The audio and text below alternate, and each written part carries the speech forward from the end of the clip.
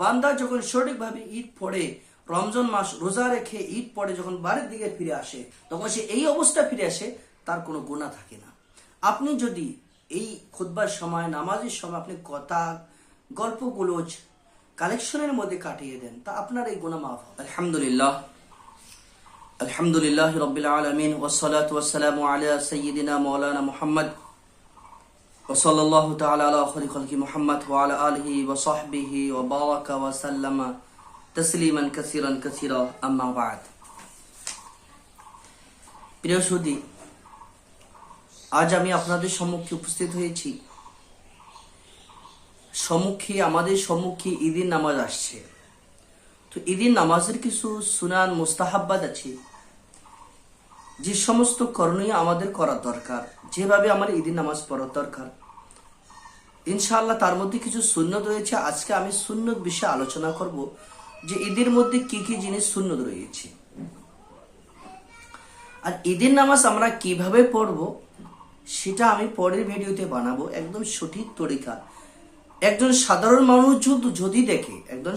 মানুষও যদি দেখে তাহলে ইনশাআল্লাহ সে ঈদের নামাজ কিভাবে পড়বে সে নিশ্চিন্তে সে শিখিয়ে যাবে।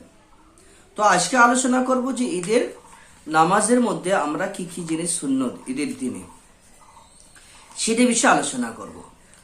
তো ঈদের দিনের মধ্যে সুন্নত মুস্তাহাব হলো খুশবু লাগানো, মেসাওয়াক করা, সকাল সকাল ঈদের দিকে রওনা হওয়া। অর্থাৎ আপনি যে ঈদের নামাজ যে জায়গার মধ্যে পড়বেন সে জায়গার দিকে সকাল সকাল যাওয়া, মুসাল্লার দিকে, ঈদগার দিকে। আপনি নামাজের আগেই সদকাতুল ফিতির আদা করে দেওয়া। আপনার উপর যেগুলো সদকা ফিতির রয়েছে সে সমস্ত সদকা ফিতির ঈদের নামাজ পড়ার আগেই সেগুলো আদা করে দেওয়া, এটাই সুন্নত। ঈদের পরে দিলেও জায়েজ আছে, সেটা আলাদা ব্যাপার, কিন্তু ঈদের আগে দেওয়া এটা সুন্নত। এখন ঈদের দিনে নিজে যে গ্রামে মসজিদ আছে সেই গ্রামের মসজিদের মধ্যে ফজর নামাজ পড়াটা এটাও বেস্ট এবং মুস্তাহাব বা সুন্নত বলে বলা হয়। আপনি যে ঈদগায় যাবেন সেটা সওয়ারিতে আরোহণ না করে পায়ে হেঁটে যাওয়া এটাই সুন্নত। এবং আপনি যখন ঈদগার মধ্যে চলে গিয়েছেন, তো ঈদগাহ যাওয়ার পর নামাজ শেষে আপনি যখন বাড়িতে আসবেন, তো বাড়িতে আসার সময় যে রাস্তা দিয়ে গিয়েছেন অন্য রাস্তা দিয়ে বাড়িতে আসা, এটা একটা সুন্নত। এক রাস্তায় ঈদগায় যাওয়া এবং অপর রাস্তায় বাড়িতে ফিরে আসা, এটা সুন্নত, যদি এইরকম ব্যবস্থা থাকে। আর যদি এইরকম ব্যবস্থা থাকে না, বরং এক রাস্তায় আপনাদের যেতে হয়, এক রাস্তায় আসতে হয়, তাহলে এটা আপনাদের চলবে না। যদি এমন দুইটা রাস্তা থাকে যে এক রাস্তা যাওয়া যায় এবং অপর রাস্তা দিয়ে আসা যায়, যদি অল্প ঘুরানো হয়, তবু এটা সুন্নত। যেহেতু আমার সম্মুখে ঈদুল ফিতর এসছে, তো ঈদুল ফিতরের মধ্যে তাক আদত, বেজোর খেজুর খাওয়া, মনে করো 3টে খেজুর অথবা 5টা খেজুর বা 7টা খেজুর বা 9টা খেজুর, এতে অধিক এর থেকে কম। তো বেজোর খেজুর খাওয়া এটা হলো সুন্নত। কোনো মানুষ যদি খেজুর না পায়, তার জন্য যে কোনো মিঠা জিনিস খাওয়া, সুইট খাওয়া, এটাই তার জন্য সুন্নত। নাস্তা পায়েস বানিয়েছেন, আপনি যদি পায়েস খান তা আপনার এক সুন্নত প্রকার আদা হবে। হ্যাঁ, যদি আপনার কাছে খেজুর থাকে তা খেজুরটা সব থেকে বেস্ট, আল্লাহ রসুলের সুন্নত এটাই। এখন এটা হলো ঈদুল ফিতরের সুন্নত। আর ঈদুল আজহার মধ্যে না খায়া যাওয়া, কোনো জিনিস না খায়ে না পান করে ঈদ পরে আসি তারপরে খাওয়া, এটা হলো সুন্নত ঈদুল আজহার মধ্যে। আর ঈদুল ফিতরের মধ্যে কোনো খেজুর খায়ে যাওয়া, এটা সুন্নত। যদি খেজুর না থাকে তাহলে মুস্তাহাব্বা হলো যে কোনো সুইট জিনিস আপনি খায় যেতে পারেন।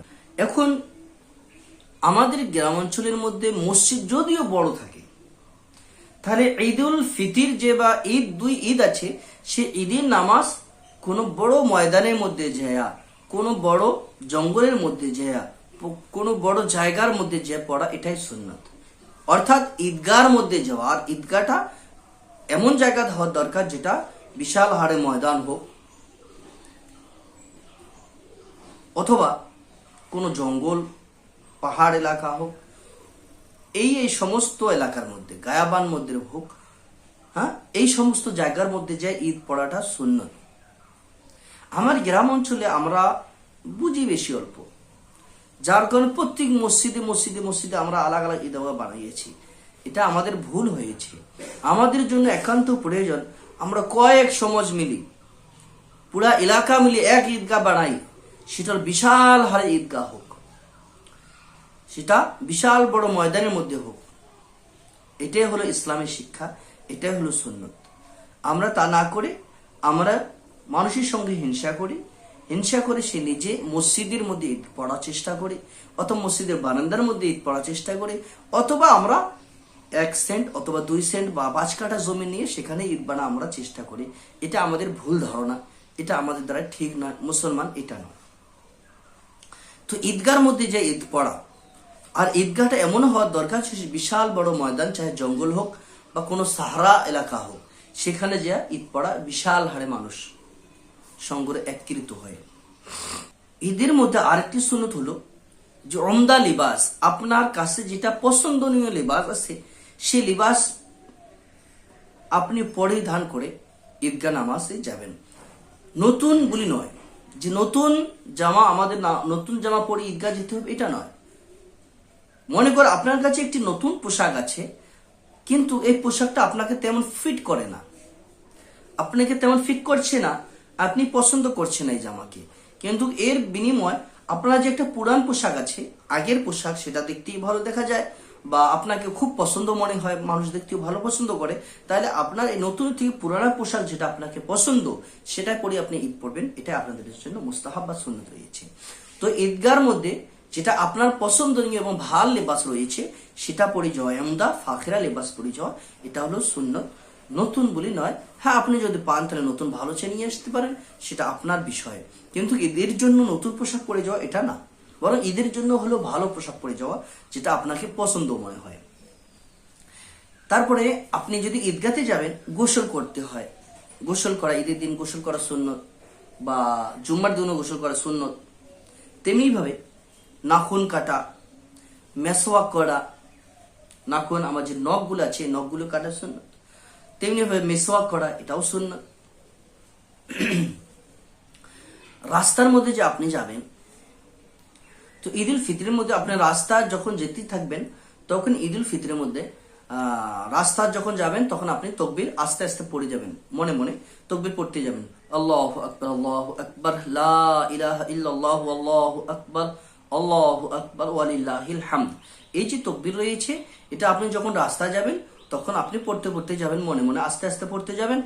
এবার যখন আপনি ঈদগাহ পৌঁছিয়েছেন তখন আর তকবীর পড়া আপনার দরকার নাই, তখন আপনার জন্য তকবীর পড়াটা বন্ধ করে দিতে হবে। এখন যে ঈদুল আজহা রয়েছে, ঈদুল আজহার মধ্যে এই তকবীরটা রাস্তার মধ্যে আওয়াজ উচ্চ স্বরে পড়া, এটা সুন্নত। আর ঈদুল ফিতরের মধ্যে পড়া, রাস্তার মধ্যে আস্তে আস্তে পড়া, এটাই সুন্নত। আর ঈদুল আজহার মধ্যে স্পষ্টভাবে জোরে জোরে আওয়াজ করে পড়া, এটা সুন্নত। এছাড়াও আরো কয়েকটি সুন্নত রয়েছে, সেটা ইনশাআল্লাহ আগামী ভিডিওতে আপনি পাবেন। এখানে আরেকটি গুরুত্বপূর্ণ বিষয় হলো, সেই বিষয়টা হলো যে আমরা যখন ঈদগাহে গেলাম, ঈদগাহ যাওয়ার পর আমরা চেষ্টা করব যে আমরা যখন সামনের কাতার, যে প্রথম কাতার আছে সেখানে বসার আমরা চেষ্টা করব। এখন যখন ইমাম সাহেব খুতবা দিবেন, নামাজ এনতে যখন খুতবা দিবেন, তো খুতবার সময় একটা গুরুত্বপূর্ণ আলোচনা হলো যে আমার এলাকার মধ্যে আমরা যারা যা করছি সেটা একবারে ভুল একটা। সেটা হলো যে ইমাম সাহেব যখন খুতবার জন্য দাঁড়িয়ে যায়, তখন আমরা কি করি, কেউ গামছা নেই, রুমাল নেই, পাটি নেই, ইত্যাদি দ্বারা আমরা কি করি, কালেকশন করা শুরু করি। এটা একবারে বেকার, ঠিক না, বিলকুল গুনার কাজ এটা। কারণ খুতবার সময় না নামাজ পড়া যায়, না কোরআন পড়া যায়, না কোন কথাবার্তা বলা যায়। যখন ইমাম সাহেব খুতবার জন্য দাঁড়িয়ে গিয়েছেন তখন কোনো নামাজও পড়া ঠিক না। যখন নামাজ পড়া ঠিক না, কোনো কালাম পড়া ঠিক না, তো আপনি এই ইমাম সাহেব যখন ঈদগার মধ্যে খুতবা পড়ছেন আর আপনি এই গামছা নিয়ে আপনি রুমাল নিয়ে, আপনি বাটি নিয়ে কালেকশনে গেছেন মসজিদের জন্য, ঈদগার জন্য, মাদ্রাসার জন্য, আর খুতবা ইমাম সাহেব পড়ে যাচ্ছে, কত গোলমেল হচ্ছে। এটা একদম ঠিক না, এটা গুনার কাজ। মনে রাখবেন, খুতবার সময় কোনো কালাম করা চলে না, খুতবার সময় কোনো নামাজ পড়া চলে না, কোনো কালেকশন করা এটাও ঠিক না, বিলকুল ঠিক না। এতে আপনার জন্য যে খুতবার মধ্যে যে সুন্নতটা রয়েছে ছড়িয়ে যাচ্ছে। তো আপনি এই সমস্ত কাম থেকে বিরত থাকবেন। খুতবা যখন ইমাম সাহেব পাঠ করবে, যদি ঈদের খুতবার দেওয়াটা সুন্নত, কিন্তু শোনাটা ওয়াজিব। ঈদের খুতবা শোনাটাও ওয়াজিব। তো আপনি যখন কালেকশন করবেন, আপনি যখন কথা কালামের মধ্যে মগ্ন থাকবেন, তা আপনার যে খুতবা হচ্ছে আপনি শুনছেন না, তো আপনার একটা কি তো ওয়াজিব ছুটে যাচ্ছে, একটা সুন্নত ছুটে যাচ্ছে, আপনার একটা গুনাহ হচ্ছে। তো ঈদের নামাজ পড়ার জন্য আল্লাহ রাসূল সাল্লাল্লাহু আলাইহি সাল্লাম বলেছেন, সারা রমজান যখন রোজা রাখার পর ঈদের দিন মানুষ যখন ঈদগার মধ্যে যায় এবং সে নামাজ পড়ে, নামাজ পড়ার পর আমার কাছে দোয়া করে, আমি তার গোনা এইভাবে মাফ করে দেয়, যেরকম সে একজন নতুন বাচ্চা যখন দুনিয়ার বুকে নিয়ে জন্ম নিয়ে আসে, তার মতন যখন কোনো গোনা থাকে না। বান্দা যখন সঠিকভাবে ঈদ পড়ে, রমজান মাস রোজা রেখে ঈদ পড়ে যখন বাড়ির দিকে ফিরে আসে, তখন সে এই অবস্থা ফিরে আসে, তার কোনো গুনাহ থাকে না। আপনি যদি এই খুতবার সময়, নামাজের সময় আপনি কথা, গল্প গুলোজ, কালেকশনের মধ্যে কাটিয়ে দেন, তা আপনার এই গুনাহ মাফ হবে না, আপনার এই গুনাহ মাফ হবে না। এই জন্য খেয়াল রাখবেন, এটা আমার ভুল চলছে প্রথা, এই প্রথাকে আমাদেরকে ছেড়ে দিতে হবে। আল্লাহ তাআলা আমাদের সবাইকে আমল করতে তৌফিক দান করুন। ওয়া মা আলাইনা ইল্লাল বালাগ। আসসালামু আলাইকুম ওয়া রাহমাতুল্লাহি ওয়া বারাকাতুহু।